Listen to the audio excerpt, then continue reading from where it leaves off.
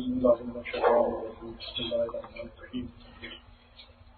ప్రపంచంలో జీవుడు అనేవాడు ఒక్కడే, దైవానికి ఏ విధమైనటువంటి రూపం లేదు అని నమ్మే ప్రతి వ్యక్తికి కూడా నా తరఫు నుంచి రంజాన్ శుభాకాంక్షలు తెలియజేస్తున్నాను.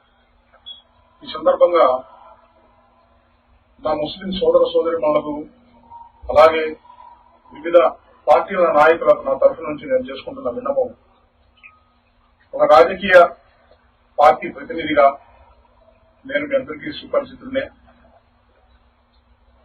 నా మైనార్టీ వాళ్ళు ఈ ఆంధ్రప్రదేశ్ లో కానీ భారతదేశంలో కానీ ఏ విధమైనటువంటి ఇబ్బందులు పడుతున్నారు, వాళ్లకు ఏం చేస్తే పేదరికంలో బ్రతుకుతున్నటువంటి వీరు ఇప్పుడు బ్రతుకుతున్న జీవనం నుంచి మంచి జీవనానికి మారగలరనే ఉద్దేశంతో నేను ఒక చిన్న ప్రయత్నం చేసి ఈ వీడియో ద్వారా సమాజం మొత్తానికి మేలుకొల్పాలి, రాజకీయ నాయకుల దగ్గర దాకా నా ఈ బాధ చేరాలనే ఉద్దేశంతో వీడియో ద్వారా మీ అందరికీ తెలియజేస్తున్నాను. ముఖ్యంగా మైనార్టీ వర్గానికి ప్రతి ఒక్క రాజకీయ నాయకుడు హామీ ఇచ్చేది ఏంటంటే, మేము అధికారంలో వస్తే సత్యాల కమిటీ నివేదిక మేము అమలు చేస్తామని హామీ ఇస్తారు.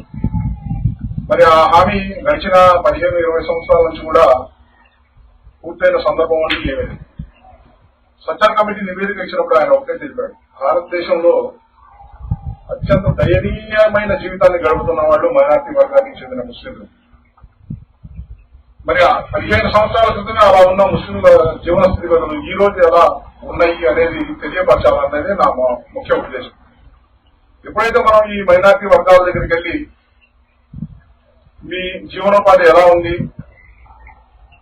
మీరు ఎలా బ్రతుకుతున్నారని ఒక చిన్న ఎంక్వైరీ లాగా చేసినప్పుడు ఆంధ్రప్రదేశ్ లోని ప్రతి ముస్లిం కుటుంబం కూడా అధిక వడ్డీ భారంతో అప్పులు చేసి ఆర్థికంగా దీనస్థితిలో ఉన్నారు. వీళ్ళందరూ కూడా చేతి వృత్తులు చేసుకునేవాళ్ళు, కాయగూరలు అమ్ముకునేవాళ్ళు, పళ్ళు అమ్ముకునేవాళ్ళు, చిన్న చిన్న చేతి వృత్తులు చేసుకుంటున్న వీళ్ళకి గడిచిన 5 సంవత్సరాల నుంచి ప్రభుత్వం సరైన విధంగా ఆదుకోకపోవడం వల్ల వీళ్ళ పిల్లలకు చదువుల సందర్భంగా గాని, ఆరోగ్యం విషయంలో గాని వీళ్ళ దగ్గర ఉన్న డబ్బు అయిపోయి వీళ్ళు బయట అప్పులు చేయడం వల్ల పేదరికంలో ఉన్నటువంటి ప్రతి కుటుంబం, అలాగే చిన్నగా ఆర్థికంగా కొద్దో గొప్ప ఉన్న కుటుంబాలు కూడా అప్పులలో కూరుకుపోయి ఉన్నాయి.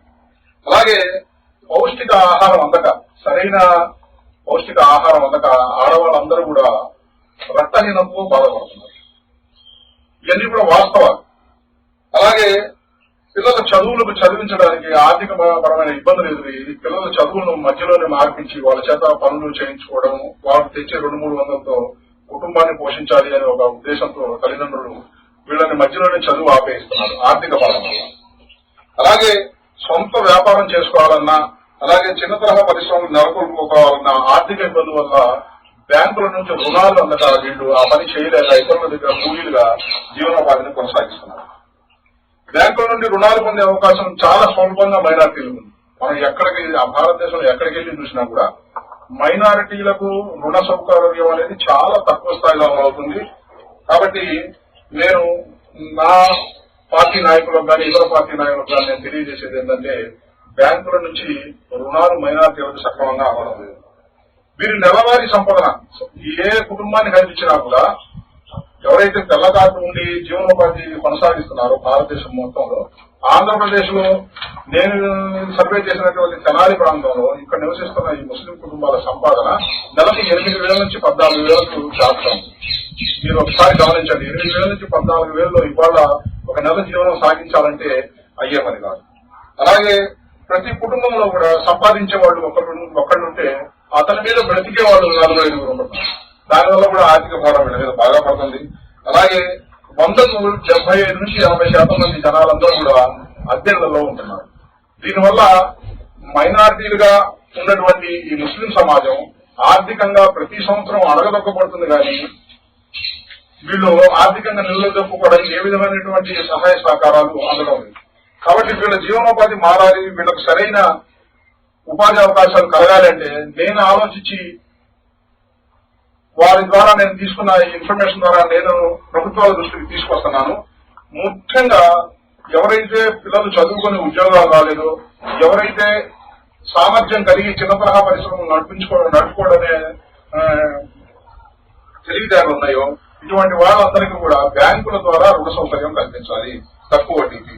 అలాగే పిల్లలకు చదువుకోవడానికి అయ్యే పూర్తి ఖర్చులను ప్రభుత్వాలు భరించాలి.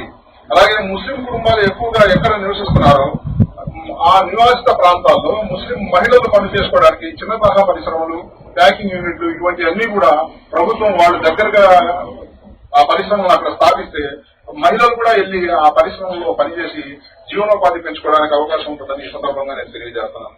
అలాగే మెరుగైన వైద్యం, ఆరోగ్యశ్రీ అమలు అవుతున్నప్పటికీ కూడా మనం ప్రభుత్వ ఆసుపత్రుల్లో కానీ వేరే ప్రైవేట్ హాస్పిటల్లో కానీ ఎవరైనా సరే వైద్యం కోసం హాస్పిటల్కి వెళ్తున్నప్పుడు కొన్ని ఇక్కడ దొరకటం లేదనో, లేకపోతే బయటికి వెళ్ళి ఎక్సర్సైజ్ చేయించుకురండానో, లేకపోతే ఈ మందులు మా దగ్గర లేవు వేరే చోట్లకి కొన్నాను, ఇట్లా హార్ట్ ఆపరేషన్ కానీ ఇతరత్ర ఆపరేషన్ జరిగిన వాళ్ళందరూ కూడా మెయిన్ ఆపరేషన్ అంత మటుకి లోపల జరుగుతున్నా కూడా ఇతర మందులకు కానీ ఎక్స్రేలకు కానీ బయటకు వెళ్ళడం వల్ల వీళ్ళు ఆర్థికంగా అప్పుల బాగా అవుతున్నారు. కాబట్టి మెరుగైన వైద్యం వీళ్ళు ఏ వ్యాధితో అయితే హాస్పిటల్కి వెళ్తారో దానికి అయ్యే పూర్తి బాధ్యత కూడా ప్రభుత్వం తీసుకోవాలని ఈ సందర్భంగా నేను తెలియజేస్తున్నాను.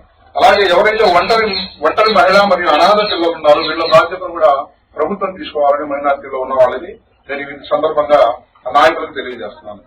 ముఖ్యంగా చదువుకున్న యువతకు కనీస ఉపాధి అవకాశాలు కల్పించడం. ఎక్కడైతే నిరుద్యోగం విపరీతంగా పెరిగిపోతుందో వీళ్ళలో ముస్లిం మైనారిటీ వర్గాలు కూడా దగ్గర 15% మంది యువత ఉద్యోగాలు లేక బాధపడుతున్నారు. వీళ్ళకి ప్రైవేటు ఉద్యోగాల్లో కన్నా లేదా ప్రభుత్వం ఏదైతే పథకాలను ప్రవేశపెడతామో యువత కోసం అంటున్నారో అటువంటి పథకాలలో ముస్లింలు ఎక్కువగా నివసిస్తున్న నియోజకవర్గాలు 60-70 ఉన్నాయి. ఈ నియోజకవర్గాలలో ఈ ముస్లిం ఎవరైతే యువతకి ఉపాధి అవకాశాలు కల్పించడానికి బ్యాంకు సౌకర్యాలు ప్రభుత్వం కల్పిస్తానంటుందో అటువంటి చోట్ల ముస్లిం యువతకు 15% తగ్గకుండా వాళ్ళకు కూడా అవకాశం కల్పించాలని ఈ సందర్భంగా నేను తెలియజేస్తున్నాను. మరియు గ్రామాలకు పట్టణాలకు దగ్గరగా ఎక్కడైతే ఊరి చివర ఇల్లు కట్టించివ్వడం కాకుండా ఊరికి దగ్గరలో లేదా ఒక ఊరు నుంచి ఒక ఊరికి వెళ్తే రహదారిలో దగ్గరగా ఇళ్లను వీళ్ళని నిర్మించేస్తే వీళ్ళ మీద అత్యాహారం తగ్గి సొంత ఇంటి కళ నెరవేరుతుందని ప్రభుత్వాలు నిర్మించే ఇళ్లను వాళ్ళకు అనుకూలంగా ఉండే విధంగా సరైన ప్రాంతాల్లో నిర్మించడం వల్ల వీళ్ళ మీద అద్దెవారం తగ్గి వీళ్ళు అక్కడికి వెళ్లి నివసించడానికి అవకాశం ఉంటుందని సందర్భంగా తెలియజేస్తాను. అలాగే చట్టాన్ని ఏదైతే చట్టం అమలు చేయాలో అన్ని వర్గాలకి సమానంగా అమలయ్యేట్టుగా ప్రభుత్వం చర్యలు తీసుకోవాలని సందర్భంగా నేను తెలియజేస్తున్నాను. ఈ మొత్తం కాకుండా ఏదైతే గత ప్రభుత్వ హయాంలో టిట్కో ఇళ్లను కేటాయించారో మైనారిటీలకు కేటాయించిన టిట్కో ఇళ్లలో ఇంకా వీళ్ళు ఆర్థిక భారం మోయలేక బ్యాంకులకు కట్టలేక ఆర్థిక ఇబ్బందులు పడుతున్నారు. కాబట్టి మైనారిటీకి కేటాయించిన టిట్కో ఇళ్లను ఆ ఆర్థిక అప్పుల భారం తగ్గించి ఆ రుణాన్ని రద్దు చేయాలని ఈ సందర్భంగా నేను తెలియజేస్తున్నాను. రాజకీయ నాయకులు ఎలక్షన్ వచ్చినాయి కాబట్టి ముస్లిం మైనారిటీలను మనం ఆకర్షించాలంటే ఇఫ్తార్ విందిస్తే సరిపోతుంది, లేదా వీళ్ళు మసీద్ దగ్గరికి పోయి మనం వాళ్ళు పెట్టుకున్న టోపీయో లేకపోతే రుమాలో వేసుకుని కూర్చొని వాళ్ళ దువాలో మనం పాల్గొని వస్తే మనం ముస్లింలకు న్యాయం చేసేసినట్టే. అలాగే పండగ వచ్చినప్పుడు ఏదైనా రంజాన్ తోటా లాగిస్తే వీళ్ళకి మంచి జరిగిపోతుంది. ఈ విధమైనటువంటి పాత టాక్టిక్స్ అన్నింటినీ పక్కన పెట్టి మాకు ఆర్థికంగా, సామాజికంగా, రాజకీయంగా అన్ని పార్టీలు న్యాయం చేయాలని తెలియజేస్తూ ఎవరైతే ఈ దైవాన్ని ఒకే దైవంగా భావించి దైవానికి రూపం లేదని జీవిస్తారో వాళ్ళందరికీ కూడా ఇంకొకసారి రంజాన్ శుభాకాంక్షలు తెలియజేస్తూ సెలవు తీసుకున్నాను. జై హింద్.